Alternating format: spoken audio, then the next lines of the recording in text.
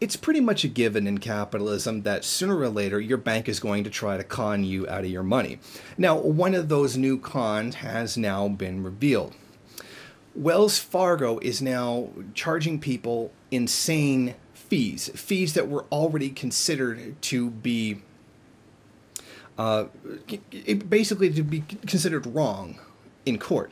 Okay, basically last year it got fined about roughly $2 million for setting up fake accounts to meet sales goals. They were signing people up to accounts who had never consented to having them. So, and this is just an example of the kinds of things that Wells Fargo has done in the past. Now, the banks has since tried to block customer lawsuits over misconduct, using fine print buried in the contracts known as a forced arbitration clause.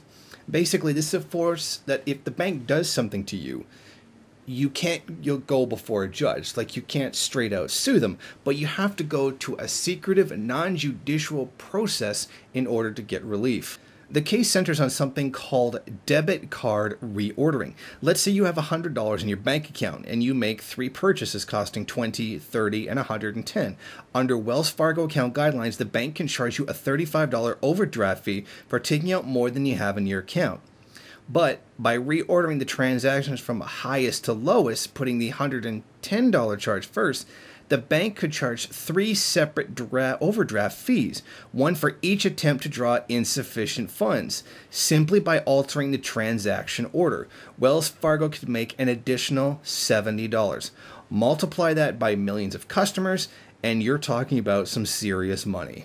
And this is something that has targeted very specific people. A 2014 federal report showed that 8% of all U.S. customers paid nearly 74% of all of these overdraft fees. Reordering has been ruled deceitful in federal court. Starting around 2008, customers filed national class action lawsuits against more than 30 different banks over these bogus overdraft fees. The cases got consolidated in 2009 in the Miami federal courtroom of U.S. District Court Judge James King.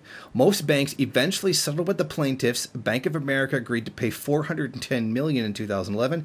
J.P. Morgan Chase promised $162 million in 2013. To date, banks have shelled out $1.1 billion in restitution for overdraft abuses.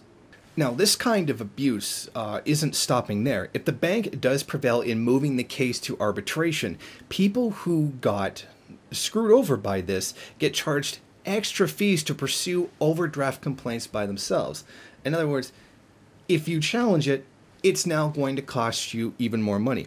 Now, a recent study by the nonprofit Level Playing Field found that Wells Fargo customers have won only 7 arbitration cases in the past 8 years, out of 48 that actually got to a final hearing.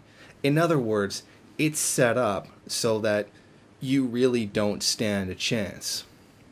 Now, a federal judge, Richard Posner of the 7th Circuit Court of Appeals, once wrote the following ruling. The realistic alternative to a class action suit is not 17 million individual suits, but 0 individual suits, as only a lunatic or fanatic sues for $30. In other words, what this really does is prevent a lot of customers who had been ripped off in this way from getting together and filing a class action suit against the bank for having carried out this kind of highway robbery. You now must submit to individual arbitrations on each incident, and most of them are over $30.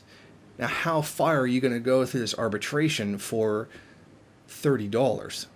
Usually not very far. The cost of lawyers and getting kind of expertise for this is quite a lot for only $30.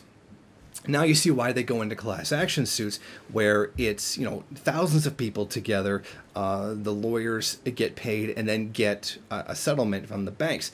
This is a way of avoiding you from being able to take them to court for having essentially just ripped you off. And this just shows more of the really dishonest way that banks act in capitalism. They are only there to try to get as much money out of you as possible. And we can extend this much more into the global crisis of capitalism in 2007. But suffice to say, this kind of overdraft thing, I mean, who really, most of the time, overdraws? People of a much lower level of income.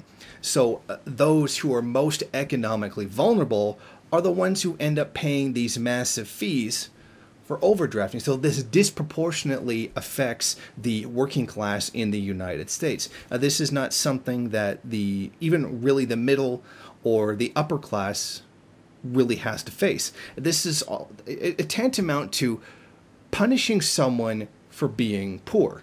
But can we really expect anything different from capitalism? Thank you for watching. If you like this program, then please head over to my Patreon page and set up a monthly donation. It's your donations that keep this program running. Also, if you would like, please rate, comment, subscribe, and share in various social media.